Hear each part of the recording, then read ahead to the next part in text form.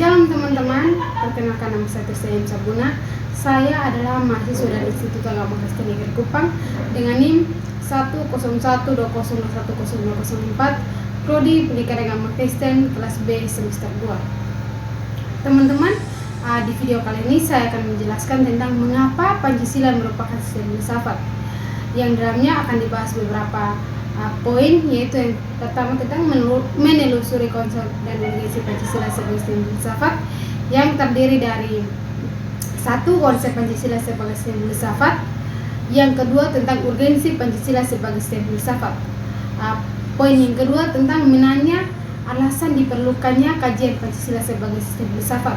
Teman-teman, di dalamnya itu akan dibahas tentang filsafat Pancasila sebagai genetivus objektivus dan genetivus subjektivus. Yang kedua tentang landasan ontologis filsafat Pancasila. Yang ketiga tentang landasan epistemologis filsafat Pancasila. Yang keempat tentang landasan aksiologis Pancasila. Poin yang ketiga tentang menggali sumber historis, sosiologis, politis tentang Pancasila sebagai sistem filsafat, yang dalamnya terdapat beberapa poin, yaitu satu, sumber historis Pancasila sebagai sistem filsafat. Yang kedua tentang sumber sosiologis Pancasila sebagai sistem filsafat. Yang ketiga tentang sumber politis Pancasila sebagai sistem filsafat. Poin yang keempat membahas tentang membangun argumen tentang dinamika dan tantangan Pancasila sebagai sistem filsafat, yang di dalamnya terdapat beberapa poin penting, yaitu satu, dinamika Pancasila sebagai sistem filsafat. Dua, tantangan Pancasila sebagai sistem filsafat. Poin yang kelima tentang mendeskripsikan esensi dan urgensi Pancasila sebagai sistem filsafat, yang di dalamnya terdapat satu, esensi atau hakikat Pancasila sebagai sistem filsafat. Yang kedua tentang urgensi Pancasila sebagai sistem filsafat. Dan juga poin yang terakhir, yaitu poin yang keenam tentang rangkuman tentang pengertian dan pentingnya Pancasila sebagai sistem filsafat. Silahkan disimak videonya ya teman-teman. Nah, jadi baik teman-teman, kita akan masuk dalam poin yang pertama, yaitu mengapa Pancasila merupakan sistem filsafat. Pancasila sebagai sistem filsafat merupakan bahan renungan yang menggugah kesadaran para pendiri negara, termasuk Soekarno ketika menggagas tentang ide filosofis Groundsley. Perenungan ini mengalir ke arah upaya untuk menemukan nilai-nilai filosofis yang menjadi identitas bangsa Indonesia. Perenungan yang berkembang dalam diskusi-diskusi sejak sidang BPPKI sampai ke pengesahan Pancasila oleh BPPKI, termasuk salah satu momentum untuk menemukan Pancasila sebagai sistem filsafat. Menelusuri konsep dan urgensi Pancasila sebagai sistem filsafat. Yang pertama, konsep Pancasila sebagai sistem filsafat. Apa itu sistem filsafat? Mari kita simak ya teman-teman. Ada beberapa pengertian filsafat berdasarkan watak dan fungsinya sebagaimana yang dikemukakan oleh Titus, Smith, dan Nolan, yaitu yang pertama, filsafat adalah sekumpulan sikap dan kepercayaan terhadap kehidupan dan alam yang biasanya diterima secara tidak kritis atau dalam arti informal. Yang kedua, filsafat adalah suatu proses kritik atau pemikiran terhadap kepercayaan dan sikap yang sangat dijunjung tinggi atau dalam arti formal. Yang ketiga, filsafat adalah usaha untuk mendapatkan gambaran keseluruhan atau dalam arti komprehensif. Yang keempat, filsafat adalah analisa logis dari bahasa serta penjelasan tentang arti kata dan konsep dalam arti analisis linguistik. Yang kelima, filsafat adalah sekumpulan problematik yang langsung mendapat perhatian manusia dan dicarikan jawabannya oleh ahli-ahli filsafat atau dalam arti aktual fundamental. Pancasila dikatakan sebagai sistem filsafat karena dalam sidang BPPKI pada tanggal 1 Juni 1945, Soekarno memberi judul pidatonya dengan nama Filosofis Groundsley daripada Indonesia Merdeka. Pancasila sebagai dasar filsafat negara atau dalam disebut sebagai Filosofis Groundsley atau nilai-nilai filosofi yang terkandung dalam sila-sila Pancasila mendasari seluruh peraturan hukum yang berlaku di Indonesia. Yang kedua, Pancasila sebagai wal tansung, yang artinya nilai-nilai Pancasila itu merupakan sesuatu yang telah ada dan berkembang dalam masyarakat Indonesia yang kemudian disepakati sebagai dasar filsafat negara atau filosofis Groundsley. Wal tansung merupakan sebuah pandangan hidup atau dalam arti worldview. Yang kedua tentang urgensi Pancasila sebagai filsafat. Ada beberapa faedah filsafat yang perlu kita ketahui dan kita pahami ya teman-teman. yaitu yang pertama, yaitu faedah terbesar dari filsafat adalah untuk menjajaki kemungkinan adanya pemecahan terhadap problem kehidupan manusia. Yang kedua, filsafat adalah suatu bagian dari keyakinan-keyakinan yang menjadi dasar perbuatan manusia. Yang ketiga, yaitu agar dapat diberikan pertanggungjawaban rasional dan mendasar mengenai sila-sila dalam Pancasila sebagai prinsip-prinsip politik. Yang ketiga, tentang agar dapat dijabarkan lebih lanjut sehingga menjadi operasional dalam bidang-bidang yang menyangkut hidup bernegara. Yang keempat, agar dapat membuka dialog dan berbagai perspektif baru dalam kehidupan berbangsa dan bernegara. Yang kelima, agar dapat menjadi kerangka evaluasi terhadap segala sesuatu yang bersangkut paut dengan kehidupan bernegara, berbangsa, dan bermasyarakat, serta memberikan perspektif pemikiran terhadap permasalahan nasional. Poin yang kedua, yaitu menanya alasan diperlukannya kajian Pancasila sebagai sistem filsafat. Yang pertama, filsafat Pancasila sebagai genetivus objektivus dan genetivus subjektivus. Pancasila sebagai genetivus objektivus artinya nilai-nilai Pancasila dijadikan sebagai objek yang dicari landasan filosofisnya berdasarkan sistem-sistem dan cabang-cabang filsafat yang berkembang di Barat. Pancasila sebagai genetivus subjektivus artinya nilai Pancasila dipergunakan untuk mengkritisi berbagai aliran filsafat yang berkembang, baik untuk menemukan hal-hal yang sesuai dengan nilai-nilai Pancasila maupun untuk melihat nilai-nilai yang tidak sesuai dengan nilai-nilai Pancasila. Selain itu juga nilai-nilai Pancasila tidak hanya dipakai dasar bagi pembuatan peraturan perundang-undangan, tetapi juga nilai-nilai Pancasila harus mampu menjadi orientasi pelaksanaan sistem politik dan dasar bagi pembangunan rasional. Yang kedua, teman-teman, landasan ontologis filsafat Pancasila.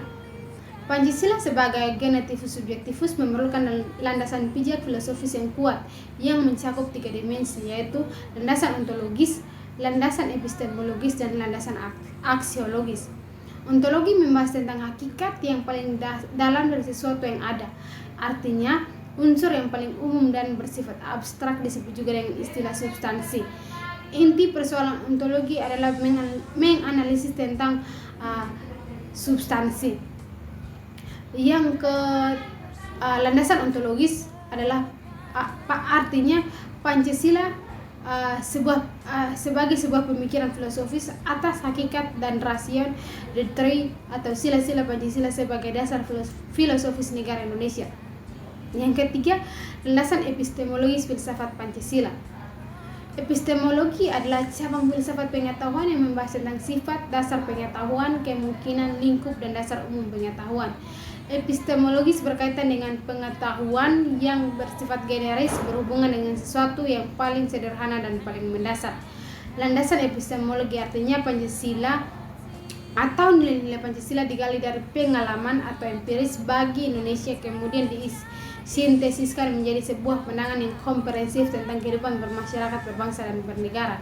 Yang keempat, tentang landasan aksiologis Pancasila.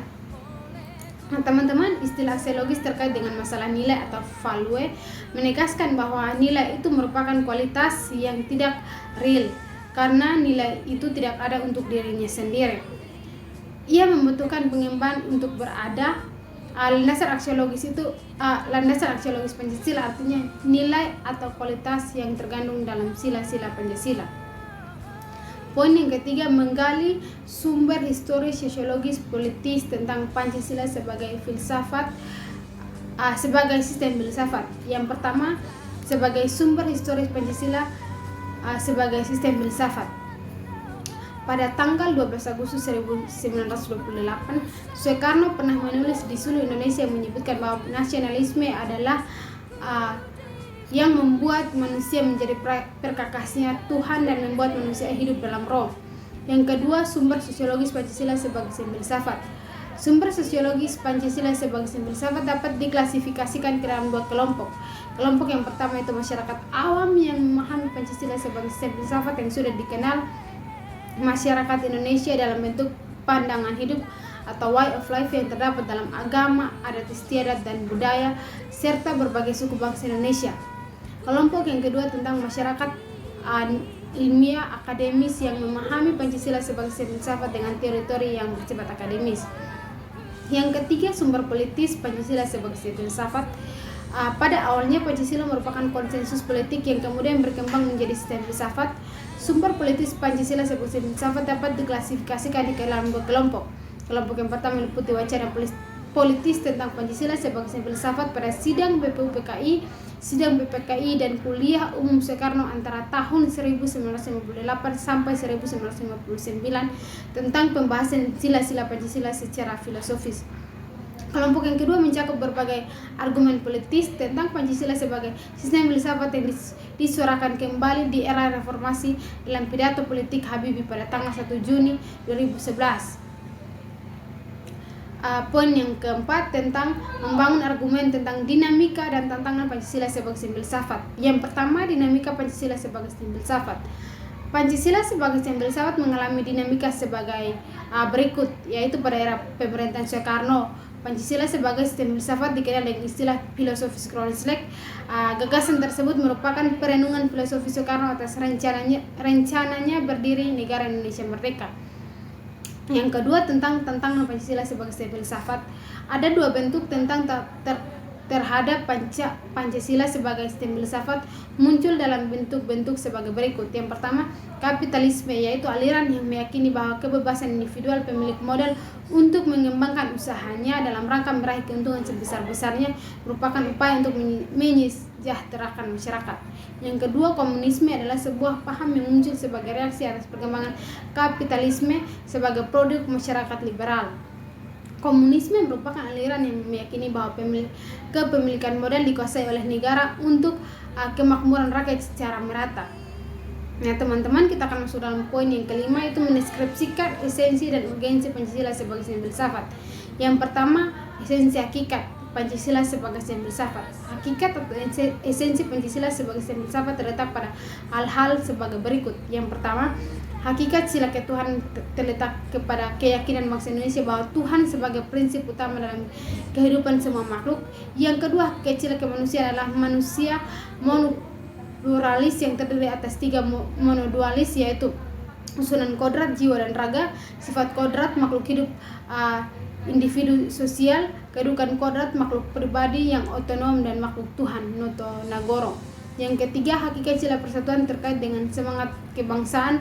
Rasa kebangsaan terwujud dalam bentuk cinta tanah air yang dibedakan dalam tiga jenis, yaitu tanah air real, tanah air formal, dan tanah air mental. Yang keempat, hakikat sila kerakyatan terletak pada prinsip musyawarah, yang artinya keputusan yang diambil lebih didasarkan atas semangat musyawarah untuk mufakat, bukan membenarkan begitu saja pendapat mayoritas tanpa peduli pendapat minoritas. Yang kelima, hakikat sila keadilan terwujud dalam tiga aspek, yaitu keadilan distributif, legal, dan komutatif. Keadilan distributif adalah keadilan bersifat membagi dari negara kepada warga negara. Poin yang kedua, urgensi Pancasila sebagai sistem filsafat. Nah teman-teman, ada beberapa hal penting yang sangat urgen bagi pengembangan Pancasila sebagai sistem filsafat, meliputi hal-hal sebagai berikut. Pertama, meletakkan Pancasila sebagai sistem filsafat dapat memulihkan harga diri bangsa Indonesia sebagai bangsa yang merdeka dalam politik yuridis dan juga merdeka dalam mengemukakan ide-ide pemikirannya untuk kemajuan bangsa baik secara materi maupun spiritual. Yang kedua, Pancasila sebagai sistem filsafat membangun alam pemikiran yang berakar dari nilai-nilai budaya bangsa Indonesia sendiri sehingga mampu dalam menghadapi berbagai ideologi dunia. Yang ketiga, Pancasila sebagai sistem filsafat dapat menjadi dasar pijakan untuk menghadapi tantangan globalisasi yang dapat melunturkan semangat kebangsaan dan melemahkan sendi-sendi perekonomian yang berorientasi pada kesejahteraan rakyat banyak. Yang keempat, Pancasila sebagai sistem filsafat dapat menjadi way of life sekaligus way of thinking. Ketiga, hakikat sila persatuan terkait dengan semangat kebangsaan. Yang keempat, hakikat sila kerakyatan terletak pada prinsip musyawarah, yang artinya keputusan yang diambil lebih didasarkan atas semangat musyawarah untuk mufakat, bukan membenarkan begitu saja pendapat mayoritas tanpa peduli pendapat minoritas. Yang kelima, hakikat sila keadilan terwujud dalam tiga aspek, yaitu keadilan distributif, legal, dan komutatif. Jadi baik teman-teman, kita akan masuk dalam poin terakhir, yaitu poin yang keenam, rangkuman tentang pengertian dan pentingnya Pancasila sebagai sistem filsafat. Masalah dasar filosofis negara atau yang disebut sebagai filosofis Kronslek dan pandangan hidup bangsa atau Weltanschauung. Meskipun kedua istilah tersebut mengandung muatan filosofis, tetapi Pancasila sebagai sistem filsafat yang mengandung pengertian lebih akademis memerlukan perenungan lebih mendalam. Filsafat Pancasila merupakan istilah yang mengemuka dalam dunia akademis. Ada dua pendekatan yang berkembang dalam pengertian filsafat Pancasila, yaitu yang pertama Pancasila sebagai genetivus objektivus dan Pancasila sebagai genetivus objektivus. Kedua pendekatan tersebut saling melengkapi karena yang pertama meletakkan Pancasila sebagai aliran atau objek yang dikaji oleh aliran-aliran filsafat lainnya. Sedangkan yang kedua meletakkan Pancasila sebagai subjek yang mengkaji aliran-aliran filsafat lainnya. Pentingnya Pancasila sebagai sistem filsafat ialah agar dapat diberikan pertanggungjawaban rasional dan mendasar mengenai sila-sila dalam Pancasila sebagai prinsip-prinsip politik. Jadi baik teman-teman, demikian materi yang dapat saya jelaskan. Semoga bermanfaat dan Tuhan Yesus memberkati. Shalom.